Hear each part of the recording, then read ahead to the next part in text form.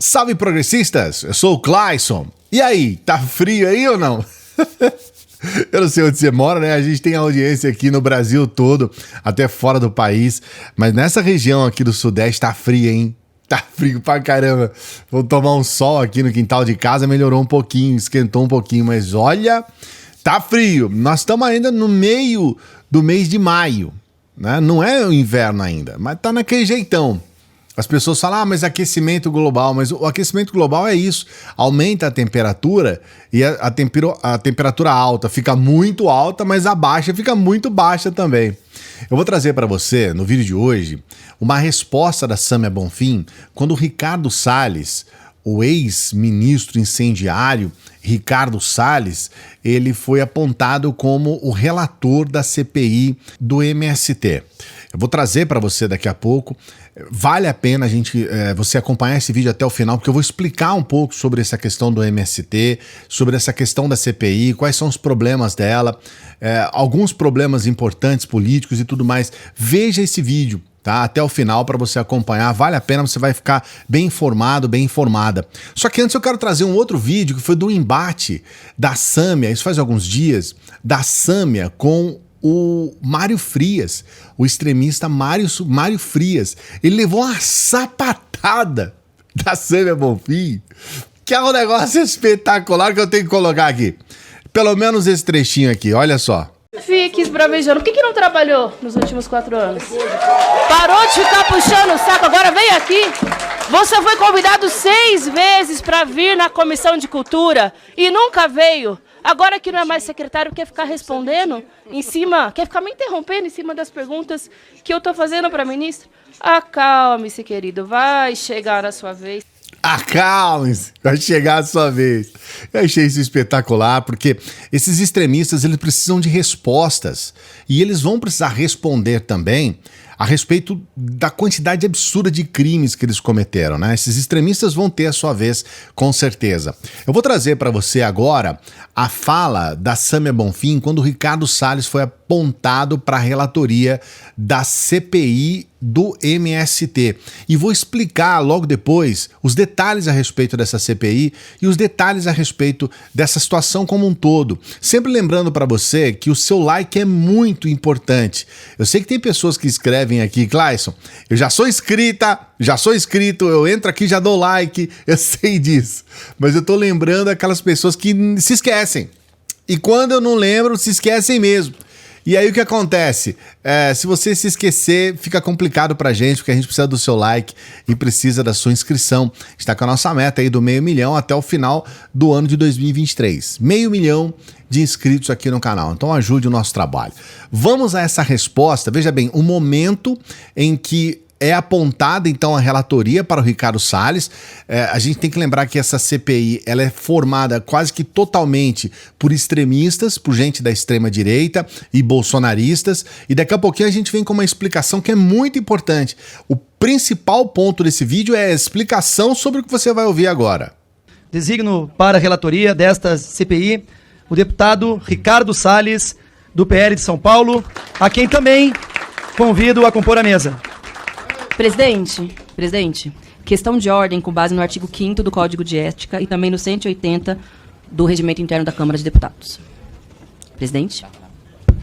Pois bem, ambos os artigos versam a respeito da impossibilidade de parlamentares que tenham interesses diretamente relacionados ao conteúdo de uma matéria, de relatarem essas matérias. Eu explico por quê. O deputado Ricardo Salles, ex-ministro do Meio Ambiente, ele é investigado pelos seguintes crimes. Inclusive, eu vou ler o documento feito pelo Alexandre de Moraes, que foi encaminhado à Justiça Federal do Distrito Federal. Assim que ele deixou de ser ministro, portanto, ia responder na Justiça Comum.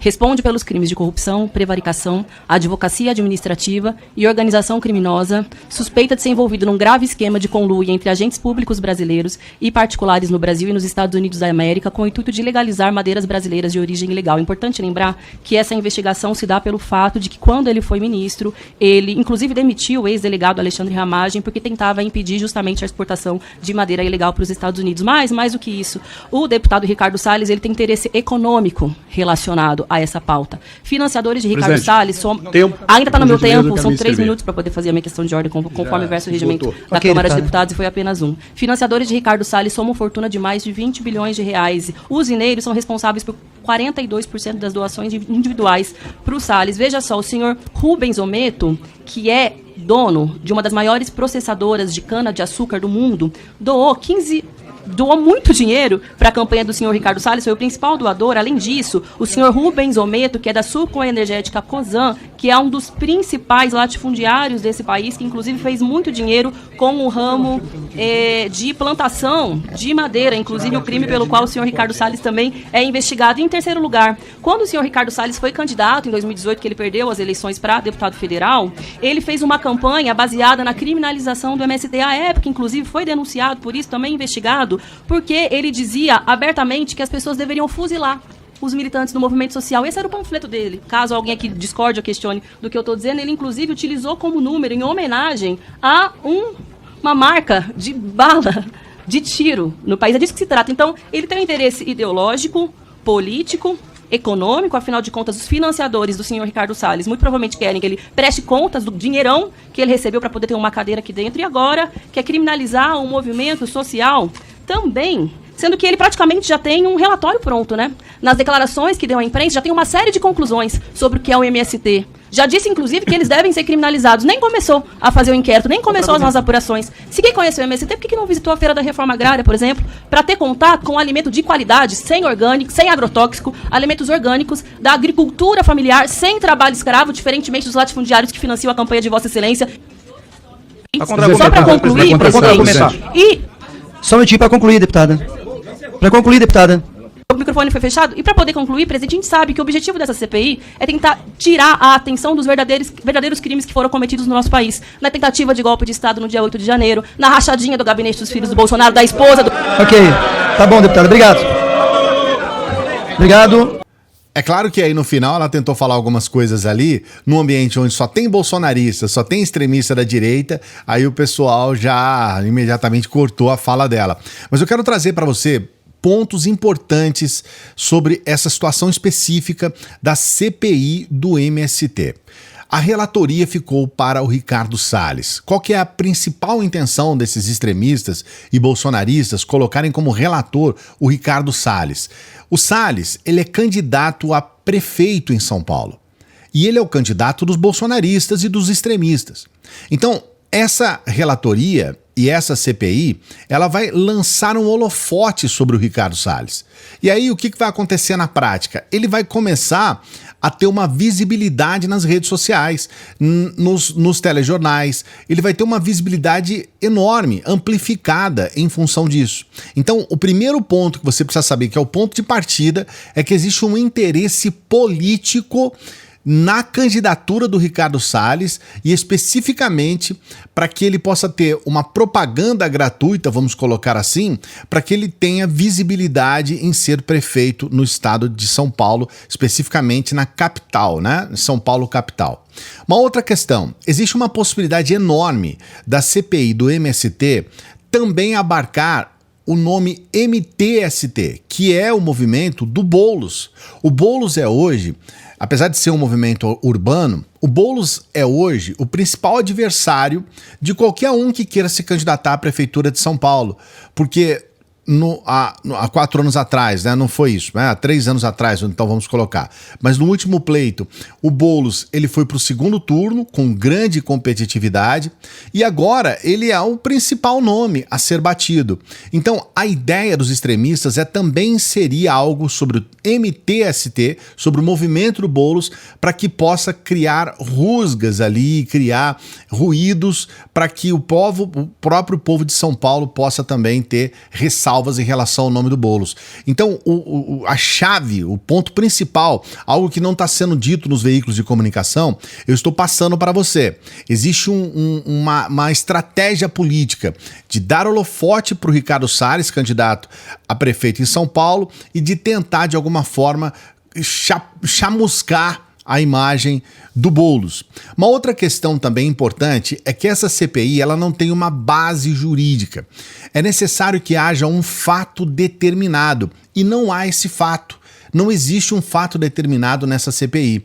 O que ocorre na prática? Muitos daqueles que possam ser forçados a ir lá e prestar depoimento e tudo mais, eles podem recorrer à justiça.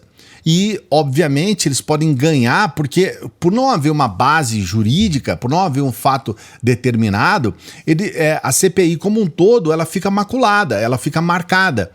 E esse fato é importante colocar aqui.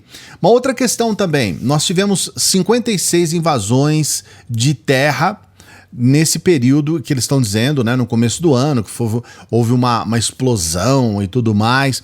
E é importante a gente entender o seguinte: inclusive teve invasão de INCRA e Embrapa. Só que qual foi a postura do governo Lula? Qual foi a postura do governo atual em relação a essas invasões? Eles não negociaram absolutamente nada. Uma coisa positiva dessa CPI é que o Brasil vai conhecer o ministro do Desenvolvimento Agrário. O nome dele é Paulo Teixeira.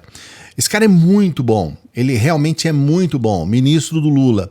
Ministro do Desenvolvimento Agrário. Muito provavelmente ele vai ser chamado lá para depor e tudo mais. Ele é muito bom. E o que acontece quando houve essas invasões? O próprio ministro, o próprio governo Lula, ele falou: não negociamos com terras invadidas. Se você tem terras invadidas, não tem negociação com o MST. Na verdade, em todo momento de todas as invasões, inclusive a invasão ao INCRA e ao Embrapa, o governo entrou numa negociação e os invasores foram retirados de lá sem a necessidade sequer de colocar a polícia. Houve uma retirada por meio de uma negociação. Então, o que o governo fez? Qual foi a postura? O governo não apoiou essas invasões, ele também não apoiou nenhum ato direto. Então, quando isso for levado até o público, eles vão perceber que não, que o governo não está apoiando ações do MST da forma com que eles estão imaginando. Uma outra questão importante também, segundo, inclusive, a informação cedida pela Comissão Pastoral da Terra, em nenhuma dessas invasões houve ocupação, não houve ocupação, houve um caráter de protesto.